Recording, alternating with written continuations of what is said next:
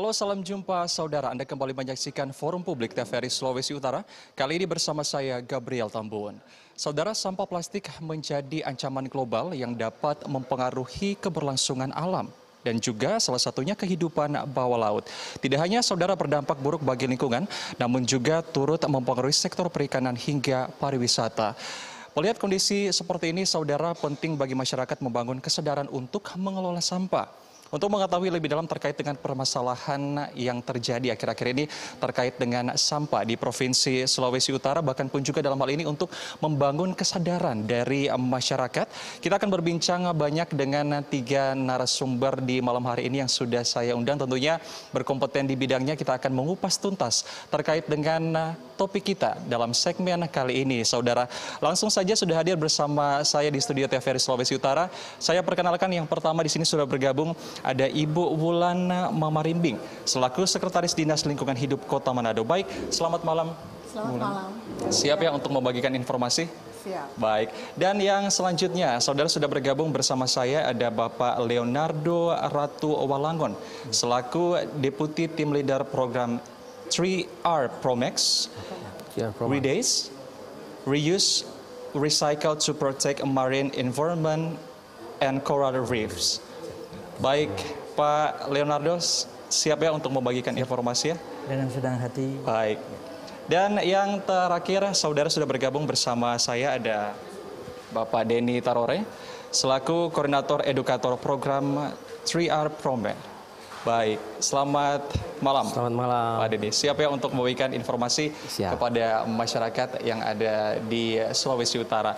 Baik, sebelum itu saya ingin bertanya, kabar kita di malam hari ini baik ya dari Ibu Wulan sendiri? Puji Tuhan baik.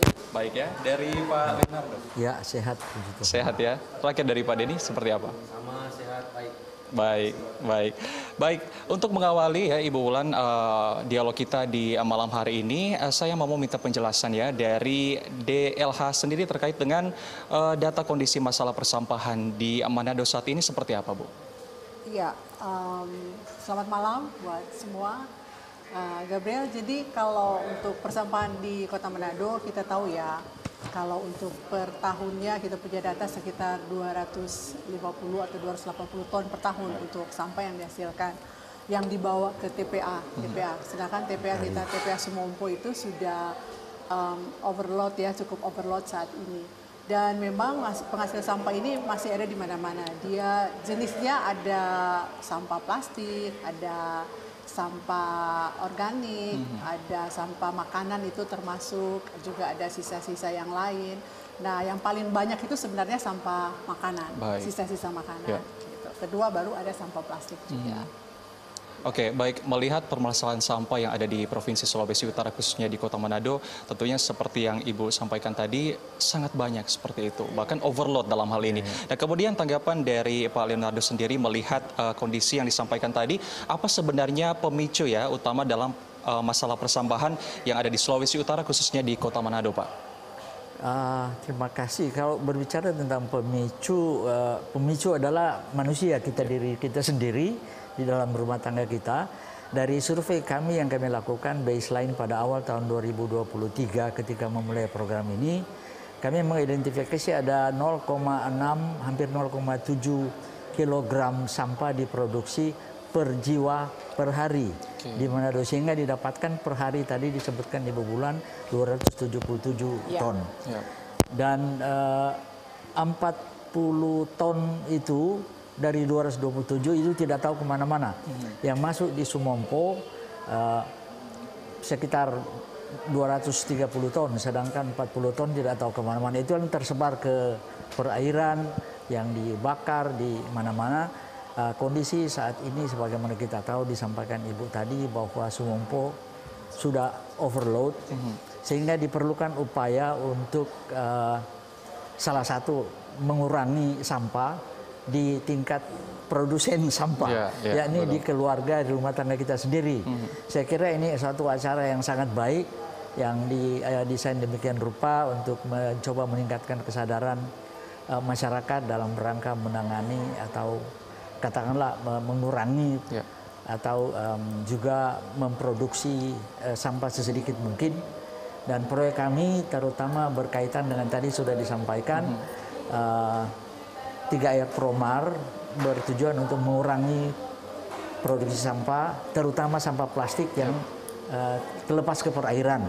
Dalam hal ini yang nantinya turun ke laut, kemudian mengganggu ekosistem terumbu karang, ikan-ikan yang ikan makan plastik, kita makan ikannya. Itu kira-kira yang bisa untuk mengawali apa yang boleh kami lakukan sejak 2023 ini. Oke, baik Pak Leonardo. Saya menuju ke Pak Denny saat ini, Pak. Apa sebenarnya seperti itu dampak signifikan ya dari sampah plastik bagi lingkungan yang ada? Kalau itu cukup jelas semuanya. Kalau kemudian kita melihat apa yang selama ini dialami oleh Kota Manado ya, Bu. Kota Manado ya, kalau kemudian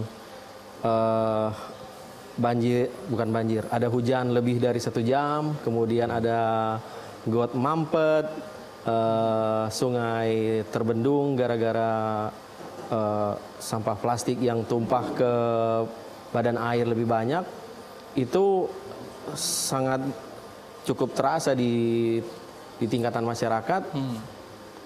Dan mereka merasakan sendiri dampaknya, walaupun mungkin dalam tanda kutip bukan mereka yang buang mungkin, karena dia kan hanyut dari atasnya. Tapi partisipasi masyarakat masih cukup signifikan kalau mau saya bilang terhadap kebocoran sampah plastik itu di badan air. Badan air ini yang dimaksud adalah saluran, got, kemudian sungai, dan yang akhirnya akan bermuara ke laut. Baik, tadi Pak Denny sempat menyampaikan bahwa dampak yang dirasakan oleh masyarakat seperti itu ada beberapa yang memang sudah dirasakan oleh masyarakat itu sendiri. Nah, apa saja dampak itu, Pak?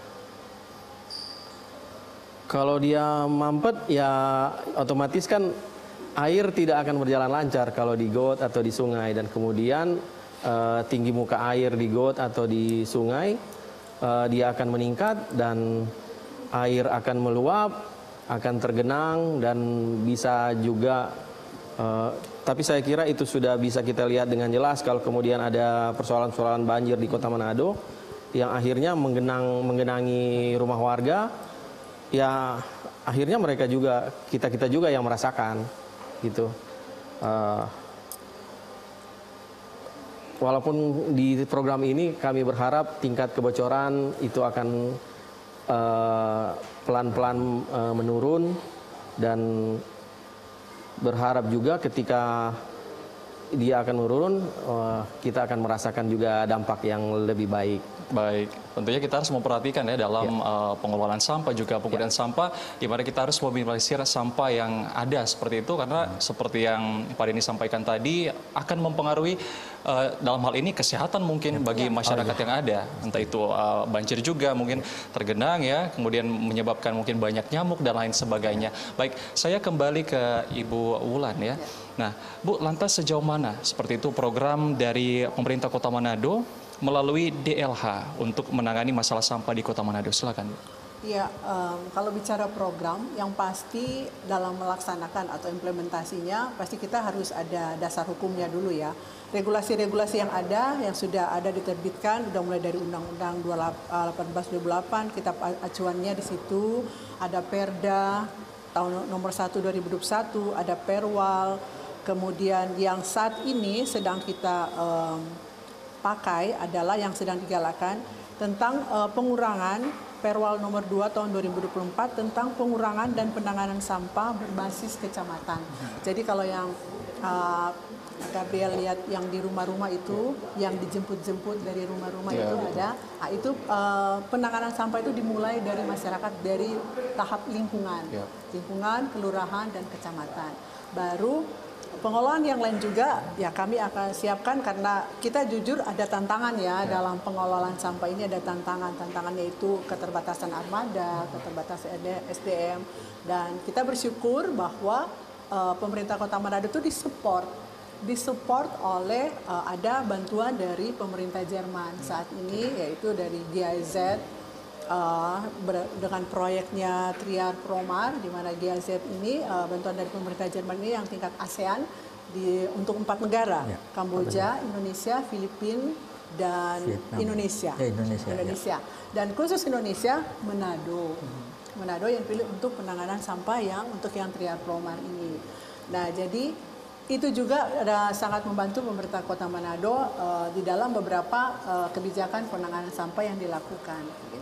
Oke, baik. Tentunya kita melihat program dari pemerintah Kota Manado ya melalui DEHLA ini sudah sangat membantu masyarakat. Tinggal bagaimana masyarakat sendiri untuk mempersiapkan diri dalam mengumpul sampah, kemudian juga ya menaruh sampah di depan rumah seperti yang disampaikan tadi untuk dijemput, tinggal dijemput seperti itu. Baik, saya beralih ke Pak Leonardo sendiri, Pak. Nah, ini bagaimana sebenarnya kolaborasi dari Triar Promar dalam penanganan sampah di Kota Manado? Silakan. Terima kasih. Ini tadi sudah disampaikan kerjasama pemerintah Jerman dengan ASEAN, Sekretariat ASEAN, dan ada 4 negara terlibat di situ, salah satu Indonesia. Dan di setiap negara ada satu daerah pilot. Nah, KLHK atau pemerintah Indonesia menetapkan Manado, kota Manado, kota yang size-nya kira-kira menengah, dipilih sebagai satu daerah pilot untuk menerapkan beberapa program yang berkaitan dengan penggunaan ulang dan recycle, mendaur ulang sampah. Program kecamatan sudah dalam hal ini DLH yang diterapkan oleh kecamatan sudah begitu baik. Nah, kita melangkah ke depan, tidak hanya mengumpul kemudian gantung di pagar untuk diambil, tetapi memilah dari rumah. Jadi sudah bisa dipilah karena tadi dikatakan bahwa ada beberapa jenis sampah, hampir 50% itu sampah organik. Tentunya Pak, dalam hal ini ada beberapa langkah dan juga kolaborasi yang dilakukan ya. Betul. Tapi sebelum Pak Leonardo lanjut lebih dalam lagi, kita akan ikuti jeda berikut ini. Tetaplah bersama kami dalam Forum Publik.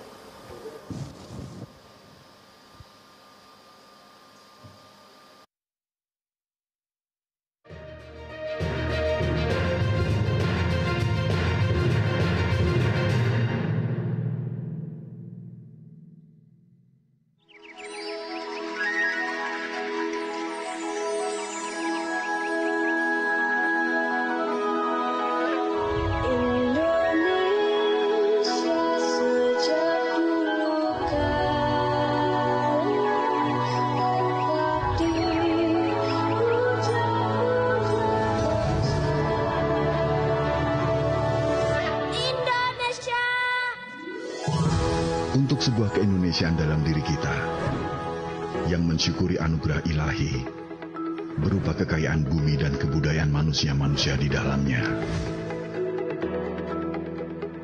Kami telah dipersatukan dalam identitas Indonesia Raya selama puluhan tahun, bergerak bersama menuju kemajuan yang membanggakan, mengisi nafas merdeka, menyatukan perbedaan dalam indahnya toleransi. Dan kami, Lembaga Penyiaran Publik Televisi Republik Indonesia, menempatkan diri sebagai media pemersatu bangsa. Kami selalu berusaha mendekat, menjadi yang terdepan dalam teknologi penyiaran digital, mewujudkan konvergensi media dalam bentuk layanan multi-platform, menjawab kebutuhan dan keinginan pemirsa akan ragam informasi dan hiburan. Dikelola secara modern dan tepat guna, serta dapat diakses secara global. Kami suguhkan tayangan bermutu, mencerahkan,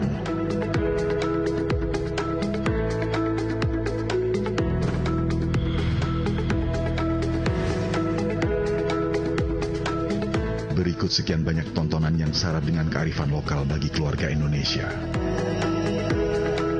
Kami selalu inginkan yang terbaik bagi pemirsa.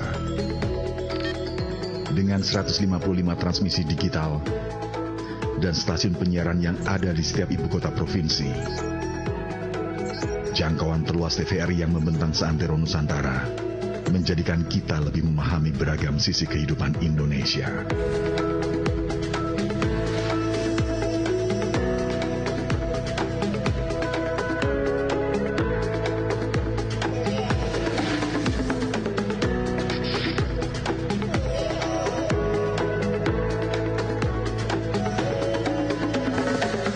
TVRI hadir sebagai garda terdepan penyiaran Indonesia, menguatkan persatuan dan kesatuan bangsa.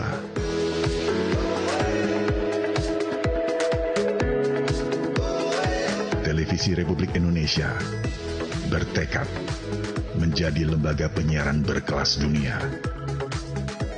memotivasi dan memberdayakan melalui program informasi, pendidikan, dan hiburan yang menguatkan persatuan serta keberagaman demi meningkatkan martabat bangsa.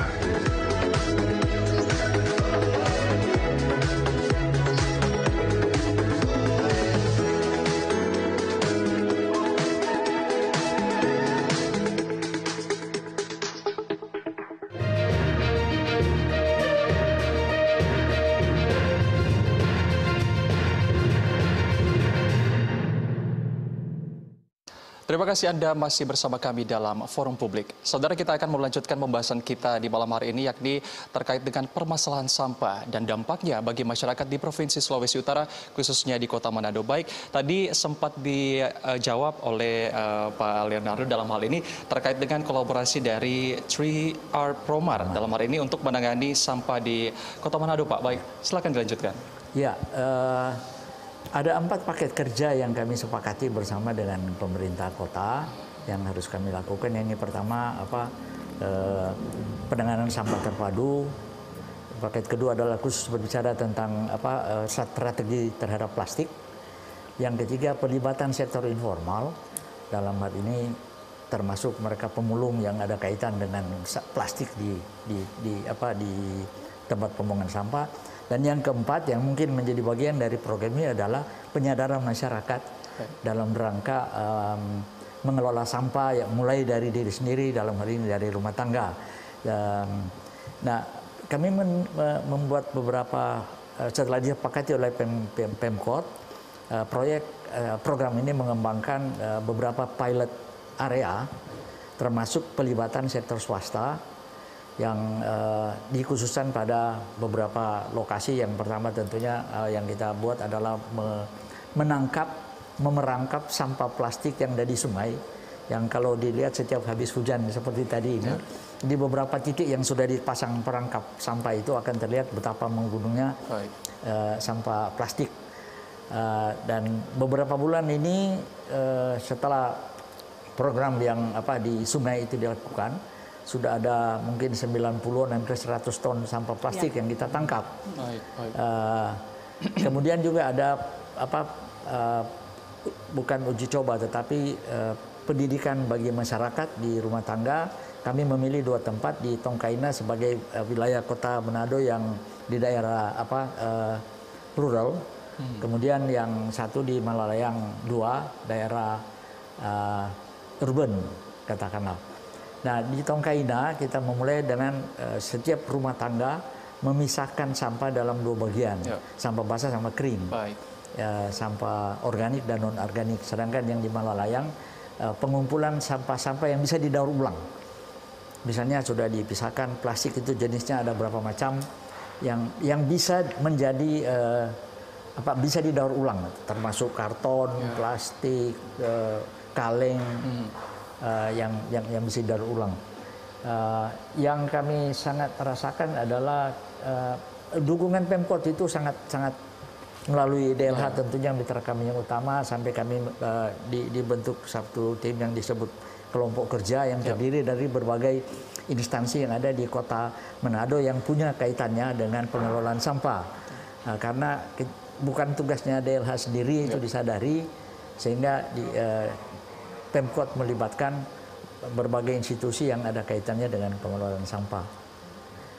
Baik, Pak Leonard. Saya beralih ke Pak Denny dalam hal ini, Pak. Kemudian apa sebenarnya langkah konkret bahkan output yang dihasilkan dari kolaborasi 3R Promar di Kota Manado? Dari program ini diharapkan adalah pertama tentu meningkatnya kesadaran orang Manado terhadap pengelolaan sampah itu sendiri. Pengelolaan sampah maksudnya adalah mengelola sampah mereka sendiri. Jadi kalau ada istilah sampahku tanggung jawabku, maka masyarakat Kota Manado akan masing-masing bertanggung jawab terhadap sampahnya mereka sendiri. Nah, ketika program-program yang dijalankan oleh 3R Promar ini bisa berjalan dengan baik, maka diharapkan betul masyarakat Kota Manado paling tidak bisa memilah sampahnya sendiri itu menjadi dua, paling tidak. Jadi menjadi sampah kering dengan sampah basah atau sampah organik dan terpisah dengan anorganik. Nanti kemudian berharap setelahnya, setelah sampah itu terpisah, maka ada pengelolaan sampah setelahnya.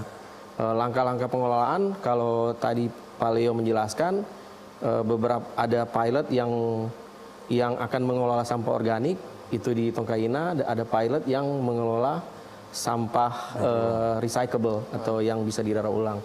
Nah, ketika itu nanti dia mudah-mudahan dia bisa berhasil, itu bisa diduplikasi ke masyarakat lain di sekitar mereka, atau malah idealnya itu teraplikasi di seluruh Kota Manado. Itu yang diharapkan.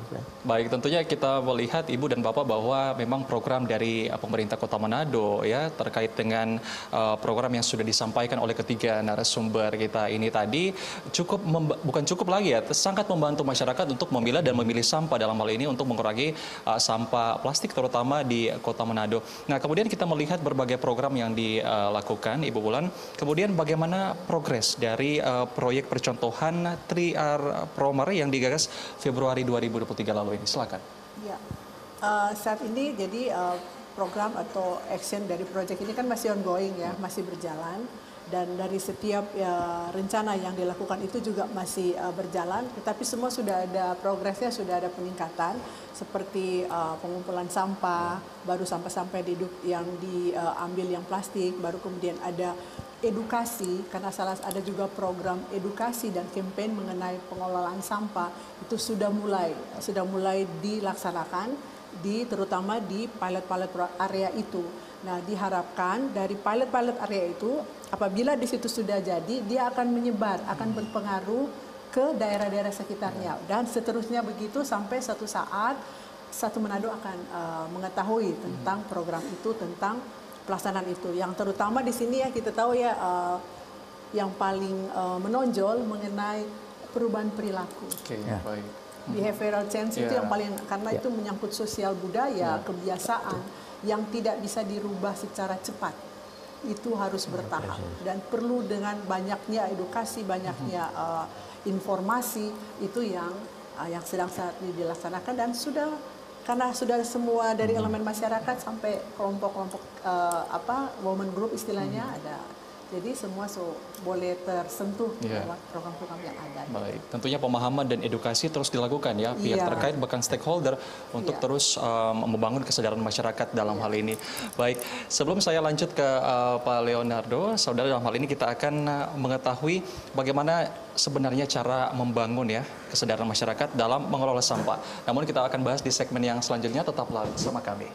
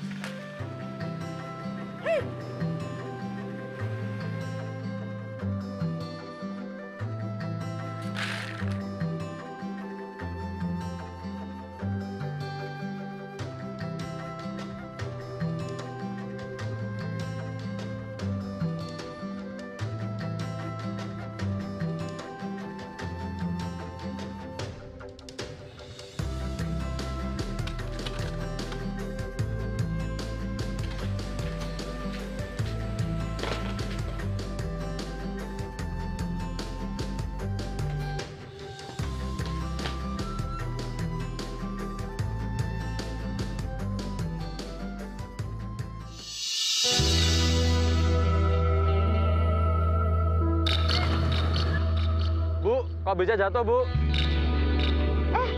Kasihan tuh ibunya.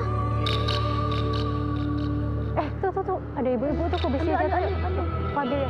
Bentar. Gimana kalau kita share di sosmed? Maaf ya Bu, maaf ya, maaf. Tolong itu Bu, jatuh tuh loh. Tolongin dong. Ya ampun, malah biarin doang. Tolongin itu. Aelah, jalan.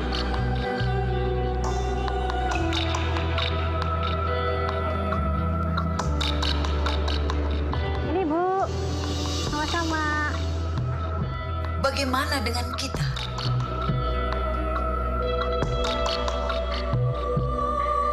Sudahkah kita peduli?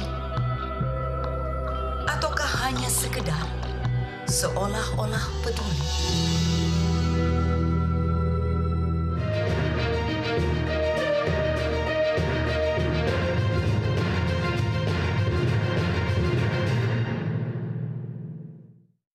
Terima kasih Anda masih bersama kami dalam Forum Publik. Saudara, di segmen sebelumnya sempat dijelaskan oleh Ibu Wulan sendiri terkait dengan peran serta dari DLH untuk mengerjakan setiap program kerja yang ada, terutama salah satunya kita melihat tadi edukasi kepada masyarakat untuk membangun kesadaran. Nah, saya beralih ke Pak Leonardo sendiri terkait dengan bagaimana sebenarnya cara membangun ya kesadaran masyarakat dalam mengelola sampah ini, Pak. Silakan. Di dalam rancangan proyek ini kita tadi sudah disampaikan ada paket keempat, yakni social behavior change communication, perubahan komunikasi, perubahan perilaku. Dari awal kita sudah berupaya untuk mendapatkan, karena kesemuanya itu harus dilaksanakan seperti kata Ibu Wulan tadi, juga culture itu harus diperhatikan, tradisi orang Manado ini seperti apa supaya mudah kita bisa menjangkaunya. Dari situ sudah didesain beberapa program pelatihan yang secara bertahap dilaksanakan, dan pada saat terakhir itu kita sudah punya di Kota Manado ini 25 orang yang dipilih dari berbagai profesi sektor, ada tokoh agama, guru, pegawai, NGO dari berbagai sektor yang sudah dilatih, dan mereka lah yang nantinya akan bekerja untuk menyampaikan berbagai program berkaitan dengan perubahan perilaku itu. Nah, mereka dikoordinir oleh Pak Dentarini. Kami bersyukur beliau bisa mengadakan acara seperti ini bersama-sama, kerjasama dengan TVRI Manado, karena akan lebih luas lagi jangkauan dari 25 yang sudah kita latih itu sebagai, kita namakan itu mereka educators team, yang mereka bekerja sehari-hari di mana saja mereka berada. Misalnya di Tongkai ini itu mereka itu semua adalah kepala lingkungan. Kemudian juga sekaligus mereka adalah penatua di gereja-gereja. Sehingga berbagai forum yang ada di sekitar mereka, PKK, kemudian mungkin ada pertemuan kolom, itu digunakan untuk proses edukasi itu sendiri. Baik, tentunya lewat profesi tadi itu cukup mempengaruhi masyarakat ya untuk mengedukasi. Nah, baik, di segmen ini kita banyak membahas terkait dengan edukasi yang ada. Saya ke Pak Denny.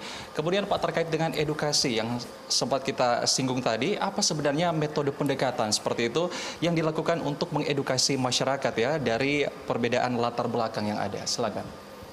Iya,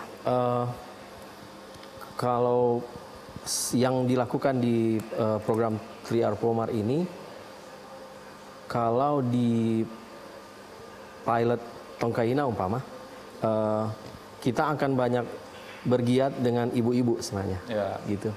Dengan ibu-ibu karena mereka yang paling sering ada di rumah. Jadi pendekatan mereka dengan mereka adalah sebagaimana minat mereka adalah dapur, berarti yang kita edukasi adalah mengelola sampah yang dihasilkan dari dapur. Tapi kemudian jika ada pengelolaan sampah plastik, misalnya, atau sampah-sampah yang bisa didaur ulang, pendekatan juga sama ke ibu-ibu, tapi sebetulnya akan lebih mendekati ke tim penggerak PKK kampung. Jadi akan ada hal-hal yang bisa diguna ulang, kemudian di recycle atau malah terupcycle namanya, nilainya menjadi tambah. Dan sejauh ini yang kami lakukan di sana, ibu-ibu di Tongkaina itu sangat antusias untuk mengikuti dan mereka malah bertanya kapan lagi ulang gitu. Kapan lagi ulang. Jadi malah menjadi tidak sabaran untuk mengelola sampah. Yang tadinya sebelumnya ketika pertama kali kita datang mereka cuek saja. Apa ini gitu. Tapi kemudian dengan pendekatan ala mereka dengan karakter mereka, maka yang dilakukan adalah sesuai apa yang mereka inginkan. Nah, nanti juga ketika kita pindah ke lokasi lain harus mengikuti karakter mereka gitu. Baik, tentunya Bapak Ibu kita melihat bahwa program kerja yang sudah dilakukan sejauh ini tentunya harus ditunjang dengan sarana prasarana bahkan peralatan yang ada. Nah, saya ke Ibu Bulan nih. Kita melihat Bu bagaimana ketersediaan peralatan dan juga fasilitas penunjang untuk menangani sampah di Kota Manado. Silakan. Ya, seperti yang saya sampaikan di awal, memang untuk tantangan kami untuk dari perlengkapan peralatan semacam misalnya tentang armada sampah, memang kami sudah ada, tapi memang masih belum maksimal. Tapi sudah pemerintah Kota Manado sudah berupaya semaksimal mungkin tetap terus mengadakan. Jadi seperti barusan ada 4 truk sampah yang sudah diadakan, baru kemudian ada motor-motor sampah yang sudah dibagi di kecamatan-kecamatan. Dan juga seperti saya sampaikan tadi ada bantuan support dari GAZ Triar Promar, juga ada memberikan beberapa unit kendaraan untuk pengangkutan sampah, motor sampah dan juga 1 unit open cup ya. Nah, jadi hal ini memang sangat terbantu buat kami dan ini memang kami maksimalkan. Kami maksimalkan dengan semua armada yang ada, kami maksimalkan sampai saat ini. Syukur itu tetap berjalan baik dan ke depan nanti apabila memang akan ada bisa memungkinkan, itu pasti akan ditambah armadanya. Baik Ibu Bulan, tentunya kita melihat program yang dikerjakan butuh perjuangan yang besar dari pihak terkait. Nah, saya ke Pak Leonardo sendiri, apa sebenarnya tantangan terbesar dalam menangani permasalahan sampah di Kota Manado? Silakan. Sebenarnya perilaku, lagi-lagi kembali kepada bagaimana kita merubah perilaku yang selama ini menganggap sampah itu sampah dibuang saja. Tetapi proses itu yang sebenarnya cukup memakan waktu. Kalau soal fisik, soal barang, ada uang bisa aja beli mobil, bisa aja beli macam-macam. Tetapi ketika merubah perilaku itu yang bagaimana kita bisa terus-menerus menyampaikan kepada masyarakat mengapa kita harus mengapa mereka dalam hal ini kita juga di rumah tangga harus mengolah sampah sedemikian rupa karena toh akan kembali ke diri kita sendiri dari sisi kesehatan, lingkungan tentunya. Kita bisa bayangkan ketika kita lewat di Sumompo aja sudah seperti apa itu kondisinya. Nah, yang memang kesulitan utama memang perilaku itu, perubahan perilaku, mengubah mindset. Betul, mengubah mindset dari masyarakat dan juga perilaku dalam hal ini. Baik, saya ke Pak Denny. Pak, kemudian apa saja kebutuhan yang memang masih diperlukan ya dalam membangun atau meningkatkan kesadaran dari masyarakat? Itu cuma sederhana sebenarnya. Nggak boleh berhenti, harus ulang dan ulang sampai kemudian mereka punya kesadaran sendiri. Saya mungkin bisa memberi contoh kecil. Ada satu kali pernah saya berkegiatan di Sindulang 1, itu tiap hari saya balik. Yang saya nyatakan hari pertama, saya bilang lagi besoknya. Sampai mereka bilang begini, kita sudah tahu apa yang mau bilang. Jadi memang kebiasaan yang perlu dilakukan berulang-ulang dalam hal ini ya untuk mengedukasi masyarakat dalam hal ini.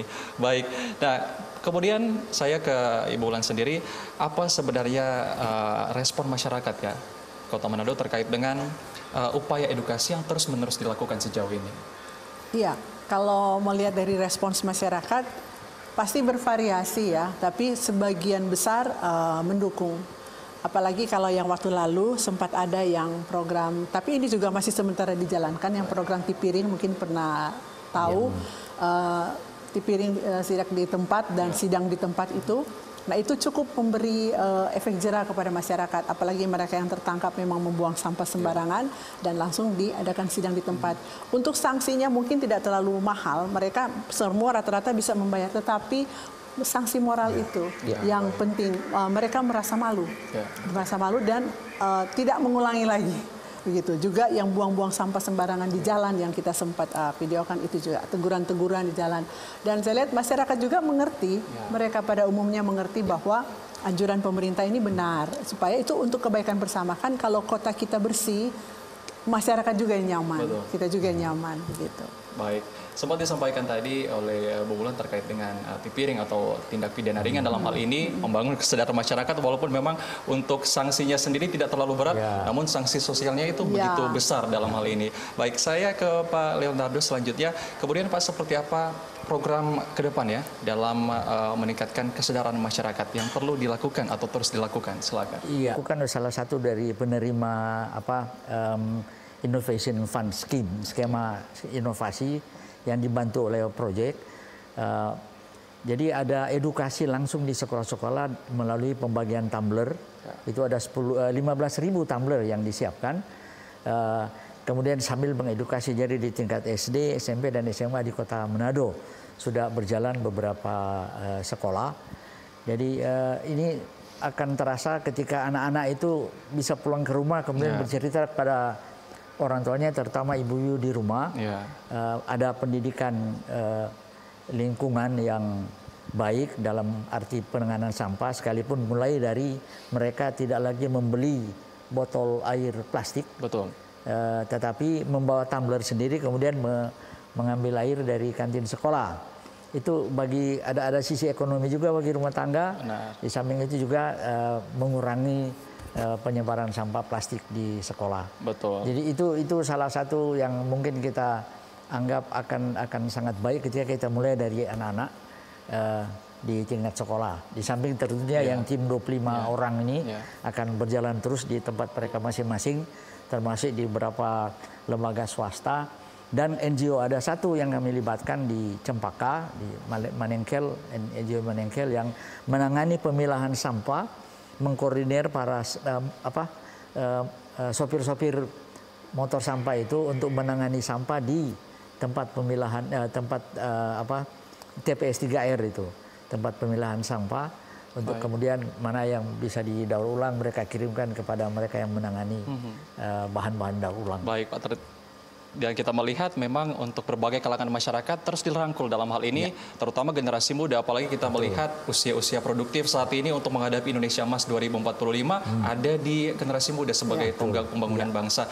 Nah, sebelum saya ke Pak Denny, kita akan mengetahui apakah reduce, reuse, recycle sudah cukup optimal dalam pengelolaan sampah. Kita akan bahas di segmen yang selanjutnya. Tetaplah bersama kami.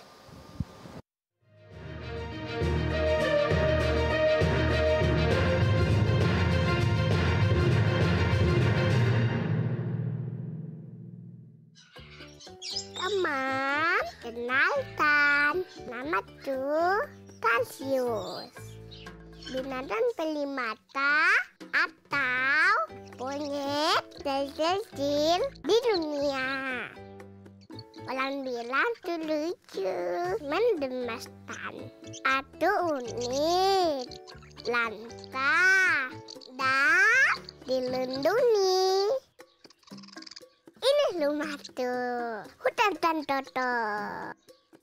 Tepatnya di Bitung, Sulawesi Utara. Aku akan selalu ramah kepada siapapun yang datang ke rumahku. Teman, mari kita selamatkan rumahku, hutanku, hutanmu, dan kita. Taman Nasional Tanjung Puting. Disinilah lokasi kami tinggal dan hidup. Hutan hujan tropis di Kalimantan adalah rumah bagi kami, orang utan. Orang utan ini adalah yang satu-satunya peninggalan nenek moyang kita, dan sangat disayangkan apabila kita tidak melindungi dan mengetahui apa sih orang utan itu. Kita harus melindungi dari kepunahan dan untuk menjaga kelestariannya. Jagalah kami dari kepunahan, agar tak hanya dongeng yang menjadi warisan.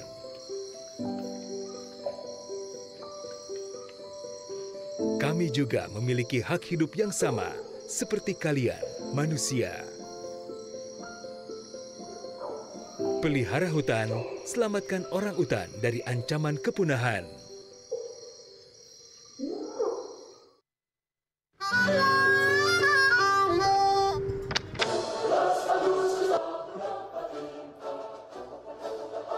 Udah Mas.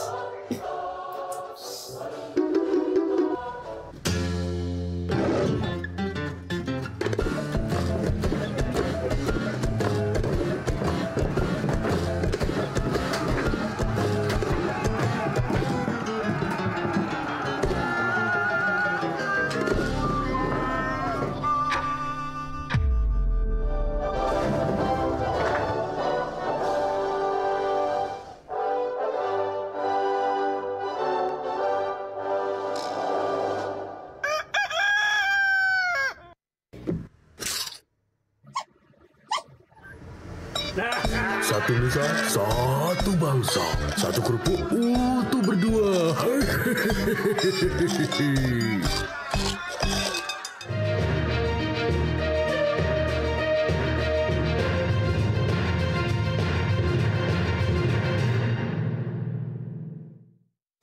Terima kasih Anda masih bersama kami dalam Forum Publik. Saudara, saya langsung ke Pak Denny. Dalam hal ini, di segmen sebelumnya saya sudah sempat bertanya terkait dengan apakah reduce, reuse, recycle sudah cukup optimal ya dalam mengelola sampah, Pak. Silakan. 3R kalau bilang optimal kan harus ada ukuran, gitu.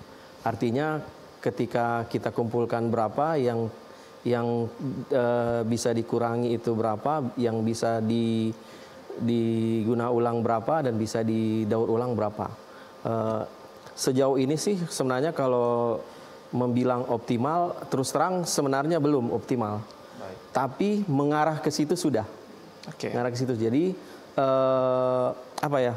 inisiatif masyarakat, kemudian antusiasme masyarakat, dan keinginan masyarakat untuk melakukan minimal 3R ini, kan ada masih banyak R yang lain.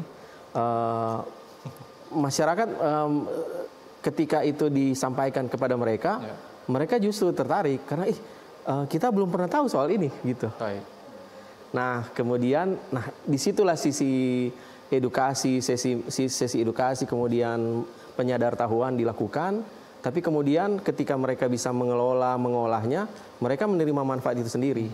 Gitu. Nah, kalau itu kemudian dilakukan berulang dan terus menerus, dan kemudian bisa berimpact ke warga yang lain, mungkin itu bisa kita katakan optimal. Gitu. Baik. Tentunya kalau kita melakukan istilahnya edukasi yang sudah disampaikan seperti ini ya, kita dapat menerima berbagai manfaat, tidak hanya bagi perekonomian sempat disampaikan tadi, namun juga dalam hal ini kesehatan masyarakat yang ada di Sulawesi Utara, khususnya Kota Manado. Baik, saya ke Ibu Wulan sendiri, kemudian apa sebenarnya solusi ke depan yang akan dilakukan ya untuk membangun kesadaran masyarakat, Bu, dalam hal ini? Iya. Jadi untuk ke depan nanti ya diharapkan juga untuk program-program yang sudah dibikin ini tetap bisa berkelanjutan dan dapat dilaksanakan terus. Seperti juga yang disampaikan oleh Pak Dentar, yang pasti dari pemerintah sangat mensupport ya, mendukung untuk kegiatan-kegiatan seperti ini, pengaktifan di masyarakat, juga untuk ibu-ibu PKK, pasti ada dari pemerintah pasti sangat mendukung kegiatan-kegiatan ini. Apalagi dalam hal mengedukasi masyarakat soal pengelolaan sampah, juga soal supaya ada kesadaran bagaimana mengolah sampah dengan benar untuk memilah. Mungkin saat ini masih rasa repot memilah sendiri-sendiri kan, kalau kita membuang sampah yang plastik sendiri, yang organik sendiri. Tetapi apabila itu terus dilakukan akan menjadi satu kebiasaan dan ke depan nanti itu akan lebih baik. Baik, Ibu Wulan, saya beralih ke Pak Leonardo sendiri, Pak. Ini apa solusi yang akan dilakukan ke depan? Kita tetap, ini program ini akan direncanakan sampai dengan April 2025. Baik. Ada beberapa target yang memang ingin dicapai. Program ini dibebani sebuah target untuk mengurangi sekian persen sampah plastik yang beredar di lingkungan. Nah, kita akan konsisten dengan program yang sudah berjalan ini. Kita sebutkan itu kan pilot project. Yeah. Pilot dalam arti kata kita coba ini disesuaikan dengan kondisi, kemudian perbaiki. Ada saja yang mungkin kurang berhasil, di mana kurangnya kita perbaiki untuk kemudian kita sempurnakan. Lalu karena pernah Pak Kepala Dinas DLH bertanya saya, terus itu kalau pilot kapan tidak jadi pilot lagi? Yeah. Nah, akan tergantung dari kita semua, tergantung kepada pemerintah kota, tergantung pada masyarakat supaya itu sudah menjadi program secara bersama. Ada hal yang sangat sederhana kami temui tadi pagi di Tongkaina. Kita mulai membagikan itu tas guna ulang. Kita tas dari kain yang dibagikan tas belanja. Supaya mereka kalau datang ke tempat berbelanja lalu ditawarin mau pakai plastik atau tidak. Oh tidak, kami tidak pakai plastik lagi, ini kami sudah tas sendiri. Jadi hal-hal kecil seperti itu yang kalau itu tertanam di ibu-ibu yang belanja di pasar. Karena dari temuan kami itu setiap kali pulang pasar itu ada paling kurang 5 plastik kecil di dalam 1 plastik besar yang dibawa pulang setiap mereka ke pasar. Sehingga mungkin dari proses belajar ini kita bisa menemukan pola yang kedepannya tidak menjadi pilot lagi, tetapi menjadi sesuatu yang inherent dengan kehidupan masyarakat dalam mereka mengelola sampah. Itu dari Pak Leonardo ya. Saya ke Pak Denny dalam hal ini, apa harapannya Pak untuk ke depan? Silakan. Harapan paling sederhana ada slogan yang selama ini dikembangkan oleh 3R Promar. Bersahati. Baik. Bersahati. Oke. Bersih, sehat, aman, tertib, damai, indah. Kalau kemudian bersahati itu melekat di warga kota, saya kira persoalan sampah itu tidak akan lagi disebut sebagai persoalan, tapi akan disebut sebagai potensi. Baik. Gitu. Baik. Saya ke Ibu Wulan. Ini apa yang ingin disampaikan closing statement untuk masyarakat di Provinsi Sulawesi Utara, khususnya Kota Manado, silakan. Ya, yang kami harapkan masyarakat benar-benar bisa mengerti bahwa sampah itu memang harus dikelola, bukan sesuatu yang menjijikkan, tetapi itu memang harus dikelola dan diatur supaya nanti penanganannya juga bisa lebih teratur. Kemudian bagi khususnya masyarakat Kota Manado, mohon dapat membayar retribusi sampah dengan baik, karena dari retribusi sampah itu juga akan membantu pemerintah dalam hal penanganan atau pengelolaan sampah. Baik, itu dari Ibu Wulan. Kalau dari Pak Leonardo sendiri seperti apa Pak? Iya, ada 5 langkah yang lagi dipromosikan. Baik. Dan 5 langkah itu pun hasil dari ditemukan oleh para calon edukator pada saat itu. Ya. Pertama, jangan membuang sampah sembarangan. Ya. Kedua, yang kelima itu yang bayar retribusi. Kemudian pilah sampah, gunakan tidak menggunakan barang-barang yang sekali pakai. Ya. Kemudian menggunakan tas belanja yang guna ulang. Mengurangi penggunaan alat-alat makan yang sekali pakai dibuang itu. Jadi 5 langkah itu, yang kelima adalah taatlah bayar retribusi, supaya bisa program pemerintah kota bisa berjalan. Iya, terus berlanjut ya. Berlanjut terus, ya. Baik, itu dari Pak Leonardo. Saya ke Pak Denny, silakan Pak. Paling sederhana adalah menanamkan kebanggaan. Baik. Sejauh ini yang bangga itu masih Gen Z, Gen Z. Mereka Gen Z. Mereka bangga kalau mengelola sampah sendiri, bawa tumbler itu ada kebanggaan. Kemudian bisa memilah sampah itu adalah kebanggaan. Nah, kalau kemudian mengelola sampah itu bisa kita jadikan sebagai kebanggaan masing-masing warga kota, itu akan menjadi kebanggaan kota. Dan itu akan berimplikasi untuk kota keseluruhan. Itu menurut saya. Baik. Terima kasih ketiga narasumber kita sudah bergabung ya untuk membagikan berbagai informasi yang tentunya sangat dibutuhkan oleh masyarakat, di mana kita banyak membahas terkait dengan simbolisasi pengelolaan sampah. Sempat disampaikan oleh Pak Denny tadi ya, kita melihat bahwa program-program pun yang dilakukan diantaranya ada 3R Promar. Dalam hal ini reduce, reuse, recycle, protect marine environment and coral reef. Semoga bisa memberikan insight yang positif tentunya kepada masyarakat TVRI Sulawesi Utara untuk kita bersama-sama dalam mengurangi penggunaan sampah, terutama sampah plastik dalam menjaga lingkungan sekitar kita. Terima kasih. Dan akhirnya saya Gabriel Tambuan bersama seluruh kerabat kerja yang bertugas mengucapkan terima kasih atas perhatian Anda dan sampai jumpa. Terima kasih, Ibu Wulan.